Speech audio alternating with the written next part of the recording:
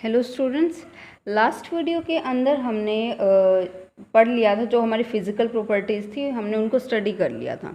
तो अभी हम शुरुआत करेंगे हमारी केमिकल प्रॉपर्टीज़ से। ओके, तो केमिकल प्रॉपर्टीज़ के अंदर जो भी सारी केमिकल प्रॉपर्टीज़ हैं वो मोस्टली एक चीज़ के ऊपर बेस्ड रहती है जो बहुत ही बेसिक चीज़ है, दैट इज़ ऑक्सीडेशन स्टेट। तो सबसे पहले हम ऑक्सीडेशन स्टेट्स को पढ़ेंगे। ऑक्सीडेशन स्टेट्स की अगर मैं बात करूं तो जो ये एलिमेंट्स हैं, कौन कौन से element? Nitrogen, phosphorus, arsenic, antimony and bismuth. Okay, तो ये जो ग्रुप 15 एलिमेंट्स हैं इनकी कॉमन ऑक्सीडेशन स्टेट तो होती है -3, +3 एंड +5। अब ये कैसे आई है? ये जो ऑक्सीडेशन स्टेट है हम कैसे लिख पाते हैं ऑक्सीडेशन स्टेट को? तो ये वाली जो चीज़ है ये उनकी इलेक्ट्रॉनिक कॉन्फ़िगरेशन के अंदर इसका राज छिपा हुआ है। तो अगर मैं बात करूँ ग्रुप नंबर 15 की, nitrogen, phosphorus, arsenic, antimony and bismuth, इन सभी के अंदर अगर आप जो इलेक्ट्रॉनिक कॉन्फ़िगरेशन अगर वो देखोगे तो ये होगी NH2NP3। दैट मीन्स अगर मैं वैलेंस शेल के अंदर इलेक्ट्रॉन्स काउंट करूँ तो कितने हो जाएंगे? 5 वैलेंस इलेक्ट्रॉन्स हो जाएंगे हमारे पास, 5 वैलेंस इलेक्ट्रॉन्स। ओके, तो जो 5 वैलेंस इलेक्ट्रॉन्स है दैट मीन्स, अब देखो आप लोगों ने केमिकल बॉन्डिंग तो पढ़ा ही होगा। हर एक एलिमेंट नोबल गैस वाली कॉन्फ़िगरेशन को एक्वायर करना चाहता है, तो यहाँ से उसके वैलेंस में है 5 इलेक्ट्रॉन्स, तो वो क्या चाहेगा? या तो लूज़ करके 5 ही लूज़ कर दे और पहले वाली जो अंदर वाली है 8 वगैरह हो जाए उसके अंदर इलेक्ट्रॉन, या फिर वो गेन कर ले 3 इलेक्ट्रॉन और। ठीक है, तो इसमें सबसे ज़्यादा मतलब ये है कि या तो वो 5 इलेक्ट्रॉन को लूज़ कर सकता है या वो 3 इलेक्ट्रॉन को गेन कर सकता है। तो ऑक्टेट कंप्लीट करने के लिए तो हम ये बोलें octet, that means 8 electrons valence के अंदर कंप्लीट करने के लिए। तो अगर वो 5 इलेक्ट्रॉन्स को लूज़ कर देता है तो उसके ऊपर ऑक्सीडेशन स्टेट आएगी +5, और अगर वो 3 इलेक्ट्रॉन्स को गेन कर लेता है तो उसके ऊपर ऑक्सीडेशन स्टेट आएगी -3। तो हम बोल सकते हैं ये जो सारे के सारे एलिमेंट्स हैं ना, ये -3 से लेके +5 तक सारी ऑक्सीडेशन स्टेट अपने कंपाउंड्स के अंदर दिखाते हैं। ठीक है, दे show A range of oxidation states. अब इनमें से भी अगर मैं बात करूं तो जो हमारी +3 ऑक्सीडेशन स्टेट है ना, जैसे कि अगर मैं बिस्मथ की पार्टिकुलरली बात करूं तो बिस्मथ जो होता है ना वो हमारी +3 ऑक्सीडेशन स्टेट ही दिखाता है। अब ऐसा क्यों होता है? ये होता है इनर्ट पेयर इफेक्ट की वजह से, इनर्ट पेयर इफेक्ट। अब इनर्ट पेयर इफेक्ट क्या है? हमें पता है इलेक्ट्रॉनिक कॉन्फ़िगरेशन बिस्मथ की भी देखें तो यही रहेगी NH2NP3। तो इसके अंदर ना जो ये NH2 वाले जो इलेक्ट्रॉन है, S2 वाले इलेक्ट्रॉन, ये 2 इलेक्ट्रॉन जो हैं ये मतलब ज़्यादा इंटरेस्ट नहीं दिखाते बॉन्ड बनाने के लिए और कंपाउंड बनाने के लिए। तो जो पार्टिकुलरली बॉन्डिंग होती है इन 3 इलेक्ट्रॉन्स की वजह से ही होती है, जैसे जैसे हम डाउन द ग्रुप जाते हैं।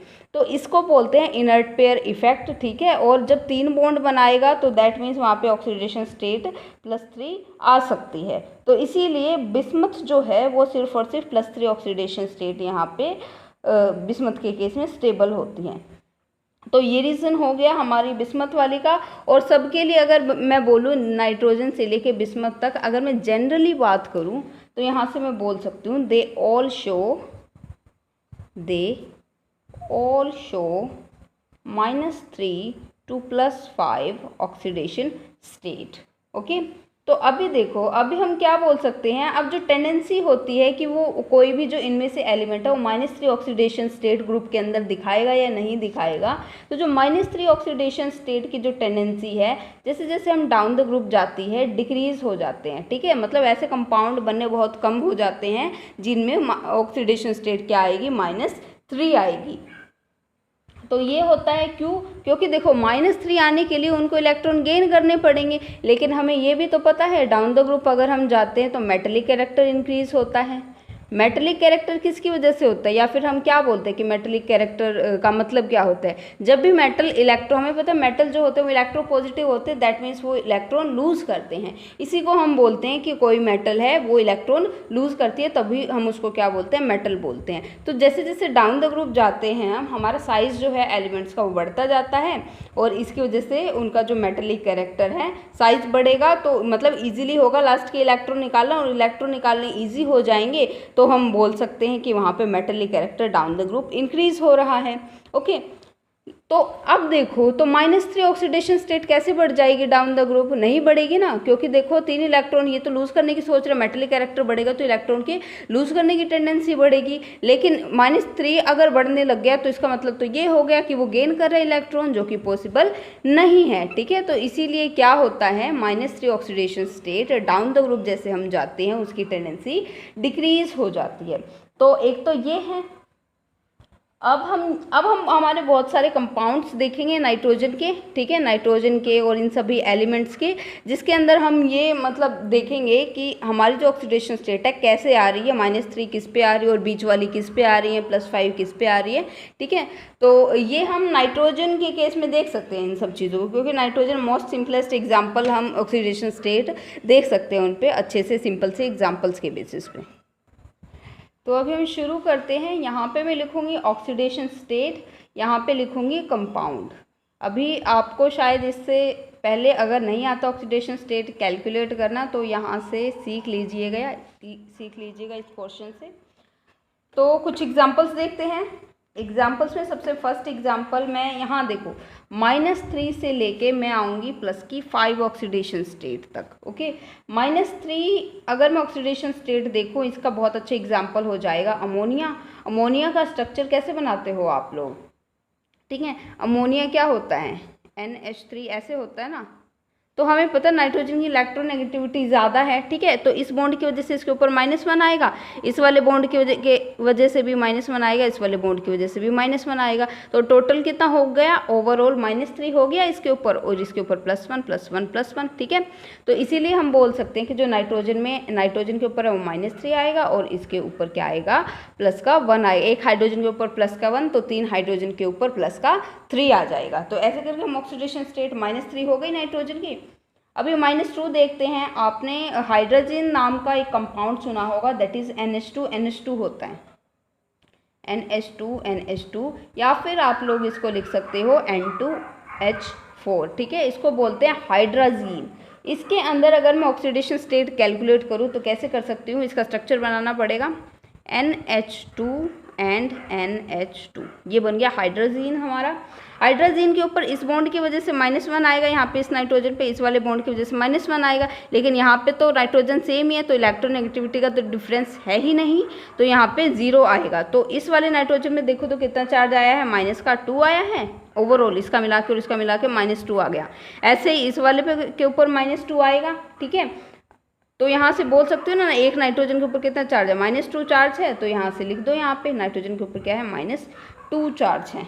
ओके, -1 के अगर मैं कंपाउंड की बात करूँ तो जो हमारा हाइड्रोक्सिल अमीन होता है, फॉर्मूला होता है NH2OH। NH2OH के अंदर अगर मैं सिंपली निकालना भी चाहूँ ना, आप लोग ऐसे भी कैलकुलेट कर सकते हो, जैसे कि NH2OH हो गया, इसका स्ट्रक्चर बनाए बिना भी हो सकता है। ये कैसे, देखो हमें नाइट्रोजन का निकालना है, तो यहाँ पे इसको x कंसीडर कर लो, क्या हो जाएगा x, प्लस में एक हाइड्रोजन के ऊपर +1 होता है, 2 के ऊपर क्या हो जाएगा +2। ठीक है, एक ऑक्सीजन के ऊपर कितना होता है चार्ज, -2 होता है, और एक हाइड्रोजन के ऊपर होता है +1 = 0, ओवरऑल कोई चार्ज नहीं है। तो ये क्या हो जाएगा, x +2 -2 क्या हो जाएगा, 0 हो जाएगा, x + 1 = 0। ओके, यहाँ से 1 मिनट रुकिए, x + 2 - 1। ओके, ये थोड़ी सी गड़बड़ हुई है यहाँ पे, थोड़ी सी कैलकुलेशन में। नाइट्रोजन वाले को x कंसीडर करो, -2 वाले को यहाँ पे +2 कंसीडर करो। +2 कंसीडर हो गया, एक ऑक्सीजन की वजह से -2 आ जाएगा, एक हाइड्रोजन की वजह से +1 आ जाएगा। ठीक है, तो अभी देखिए आप लोग यहाँ पे देखिए x + 2, इसमें से एक गया तो ये हो जाएगा -1 = 0। इन दोनों को उस साइड ले जाओ तो क्या हो जाएंगे, -2 और +1, तो क्या हो जाएगा, ओवरऑल चार्ज क्या आया है, x = -1 आया है। ठीक है, अगर इसमें भी करते तो भी ऊपर वाले में भी सेम ही आता, x = साइड जाता +1 तो -1 बन जाता। तो यहाँ पे नाइट्रोजन के ऊपर कितना चार्ज आ गया है, यहाँ पे -1 चार्ज आ गया है। ओके, फोर्थ कंपाउंड जिसके अंदर 0 ऑक्सीडेशन स्टेट होती है, एग्जाम्पल ले सकते हैं हम N2। N2, ठीक है। जब भी नाइट्रोजन का मॉलिक्यूल बनाते हैं तो हम कैसे लिखते हैं, एक दो नाइट्रोजन है उनके बीच में ट्रिपल बॉन्ड है, इलेक्ट्रोनेगेटिविटी सेम है, तो चाहे कितने ही बॉन्ड और बना लो, और तो वैसे बन नहीं सकते, बट फिर भी अगर इलेक्ट्रोनेगेटिविटी सेम है क्योंकि एटम्स ही सेम है तो वहाँ पे चार्जेस डेवलप नहीं होंगे और ऑक्सीडेशन स्टेट क्या रहेगी, जीरो ही रहेगी दोनों के ऊपर, तो जीरो ऑक्सीडेशन स्टेट हो गई। अब अगर मैं बात करती हूँ +1 ऑक्सीडेशन स्टेट की, +1 ऑक्सीडेशन स्टेट का हमारा कंपाउंड हो सकता है N2O। N2O नाइट्रस ऑक्साइड, सुना होगा लाफिंग गैस, ठीक है। इसके लिए क्या हो जाएगा, एक ऑक्सीजन के ऊपर -2 होता है तो यहाँ पे ओवरऑल कितना आना चाहिए, +2, ओवरऑल +2, तो एक नाइट्रोजन के ऊपर क्या आएगा, +1 आएगा। ओके, ऐसे करके कैलकुलेट कर सकते हो। और नेक्स्ट देखते हैं +2 ऑक्सीडेशन स्टेट का हमारा कंपाउंड होता है नाइट्रोजन डाइऑक्साइड। एक ऑक्सीजन के ऊपर यहाँ पे देखो +2 वाले का होगा हमारा, सॉरी, नाइट्रोजन ऑक्साइड, डाइऑक्साइड नहीं होगा, NO होगा ये, NO। एक ऑक्सीजन के ऊपर -2 आएगा तो इस नाइट्रोजन के ऊपर क्या आएगा, +2 आ जाएगा। फिर है +3 के लिए मैं बोल सकती हूँ एग्जाम्पल N2O3, ठीक है। N2O3 के ऊपर यहाँ पे देखो एक ऑक्सीजन के ऊपर -2 होता है तो 3 ऑक्सीजन के ऊपर -6 हो जाएगा, तो इस पर भी ओवरऑल +6 आना चाहिए, ठीक है। यहाँ पे मान लो ऑक्सीजन के ऊपर -2 है, 3 दूनी 6 क्या हो गया, -6 हो गया, तो इसके ऊपर भी +6 आना चाहिए, तो +6, अगर 2 नाइट्रोजन के ऊपर +6 है तो एक नाइट्रोजन के ऊपर +3 होगा। ओके, तो यहाँ से हमने ऑक्सीडेशन स्टेटस की भी देख ली। फिर +4 अगर मैं देखूँ तो ये हमारा कंपाउंड होता है NO2, ये है नाइट्रोजन डाइऑक्साइड, ये येलो ब्राउन कलर का होता है NO2, ठीक है। तो एक ऑक्सीजन के ऊपर -2 होता है, 2 दूनी 4, -4 हो गया, तो इसके ऊपर पूरे के ऊपर +4 आ गया। अभी 5th वाले ऑक्सीडेशन स्टेट स्पेस ज़्यादा लिख दिया था मैंने, बट कोई बात नहीं। +5 ऑक्सीडेशन स्टेट बहुत सारे कंपाउंड्स में होते हैं, जैसे कि HNO3 नाइट्रिक एसिड होता है, N2O5 जो हो गया नाइट्रोजन पेंटाऑक्साइड हो गया। तो HNO3 जो है वहाँ पे क्या है, इसकी ऑक्सीडेशन स्टेट अगर मैं HNO3 के अंदर काउंट करने जाऊँ, HNO3 के अंदर अगर हमें ऑक्सीडेशन स्टेट काउंट करनी है नाइट्रोजन की, तो क्या हो जाएगा यहाँ से +1 +X -3 दूनी, एक ऑक्सीजन के ऊपर -2 होता है, 3 के ऊपर क्या होगा -6 = 0, तो ये क्या हो जाएगा X - 5 = 0, X हो जाएगा +5, तो आ गया नाइट्रोजन के ऊपर +5। N2O5 के ऊपर देखो ऐसे इसी तरीके से देख सकते हो, N2O5 के ऊपर क्या रहेगा, एक ऑक्सीजन के ऊपर -2 होता है तो 5 ऑक्सीजन के ऊपर यहाँ पे 2x लगाना पड़ेगा क्योंकि 2 नाइट्रोजन है, ठीक है। 2x 5 दूनी क्या होता है 10 = 0, 2x = +10, x = 10 / 2 = +5, तो यहाँ पे भी +5 नाइट्रोजन पे आ गया है ऑक्सीडेशन स्टेट, ठीक है। तो ये देखो मैंने आप लोगों को बोला था कि जो भी ऑक्सीडेशन स्टेट्स होती हैं पी ब्लॉक एलिमेंट्स के, कौन से ग्रुप की, 15 नंबर ग्रुप की, वो कहाँ से कहाँ वेरी करती हैं, -3 to +5 वेरी करती हैं। और यहाँ हमने उस चीज़ को देख भी लिया कि ऑक्सीडेशन स्टेट्स -3 to +5 वेरी करती हैं।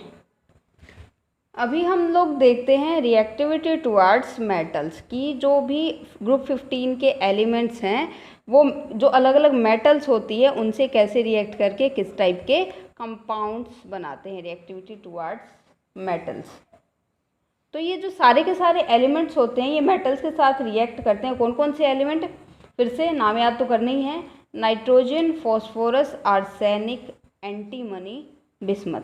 ये सारे के सारे जो एलिमेंट्स होते हैं ये रिएक्ट करते हैं मेटल्स के साथ और बाइनरी कंपाउंड्स बनाते हैं, ठीक है। और कौन सी oxidation state, -3 oxidation state exhibit करते हैं, जैसे कि जो कैल्शियम नाइट्राइड होता है हमारा Ca3N2, इसके अंदर नाइट्रोजन के ऊपर -3 होगी। कैल्शियम फॉस्फाइड जो होगा, सोडियम आर्सेनाइड, जिंक एंटीमोनाइड और मैग्नीशियम बिस्मथाइड जो होते हैं, ये सब क्या होते हैं अभी आप लोगों को पता चलेगा, डोंट वरी अबाउट दैट।